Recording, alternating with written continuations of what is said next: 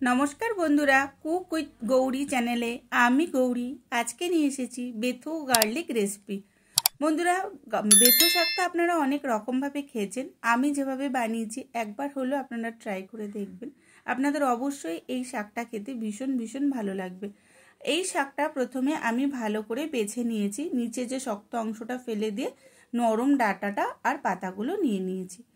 আর এদিকে দেখুন, আমি এদিকে একটা কড়াই নিয়েছি, কড়াইটা হালকা একটু তেল দিয়েছি। তেলটা যখন একটু গরম হয়ে যাবে তখন এর মধ্যে আমি কয়েকটা বাদাম একটু হালকা লাল লাল করে ভেজে নিয়েছি। বাদামটা যখন হালকা লাল করে ভাজা হয়ে যাবে বন্ধুরা, তখন আপনারা এই বাদামগুলোকে একটা অন্য বাটির মধ্যে তুলে নিয়ে হালকা একটু ছোট ছোট করে গুঁড়ো করে নেবেন। এই একই তেলের মধ্যে আমি এখানে সামান্য একটু পরিমাণে কালো জিরে ফোড়ন হিসাবে করেছি। ফোড়নটা দেখুন, আমি কালো জিরেটা দেওয়ার পর একটু যখন কালো জিরেগুলো ভাজা ভাজা হয়ে আসবে তখন আমি এর মধ্যে অল্প ওই 10-12টা মতন রসুন ছোট ছোট করে কুচি কুচি করে কেটে নিয়েছি, আর 5-6টা কাঁচা লঙ্কা আর একটা বড় মাপের পেঁয়াজ ছোট ছোট করে কেটে নিয়েছি। নেওয়ার পর প্রথমে রসুনগুলোকে একটু মিডিয়াম ফ্লেমে হালকা একটু ভেজে নেব। রসুনটা যখন হালকা একটু দেখবেন কালারটা চেঞ্জ হয়ে আসবে, খুব লাল করে ভাজবেন না, হালকা কালার চেঞ্জ হয়ে এলে ওর মধ্যে কেটে রাখা বড় যে পেঁয়াজটা ছিল ওই পেঁয়াজটা আমি এর মধ্যে দিয়ে একটু তেলের মধ্যে নাড়াচাড়া করে নেব। যখন পেঁয়াজটা হালকা একটু কালার চেঞ্জ হয়ে আসবে তখন ছোট ছোট করে কেটে রাখা লঙ্কাগুলোকে আমি এর মধ্যে দিয়ে দেবো। আর এদিকে আমি একটা মাঝারি সাইজের আলু ছোট ছোট করে কেটে নিয়েছি, আর একটা বেগুন ভালো করে কেটে নিয়ে ওর মধ্যে মিশিয়ে নিয়ে পরিমাণ বুঝে একটু নুন একটু হলুদ এই রান্নাটার মধ্যে অ্যাড করে দিয়েছি, দিয়ে আবার একটু হালকা নাড়াচাড়া করে নিয়েছি। ততক্ষণ নাড়াচাড়া করবেন যতক্ষণ বেগুন আর আলুটা হালকা নরম না হয়ে যায়।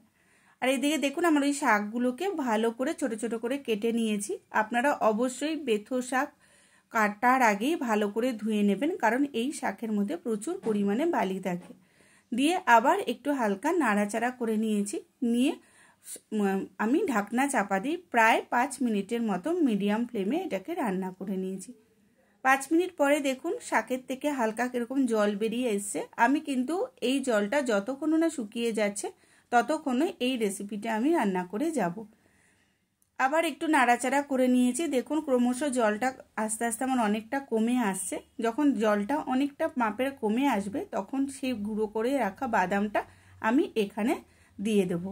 দিয়ে আবার বেগুন আলু আর শাকের মধ্যে ভালো করে নাড়াচাড়া করে নিয়ে যখন দেখবেন একদম শুকনো হয়ে এসেছে, জল একদম শাকের গায়ে আর নেই, তখন আবার একটু হালকা নাড়াচাড়া আপনারা করে নেবেন।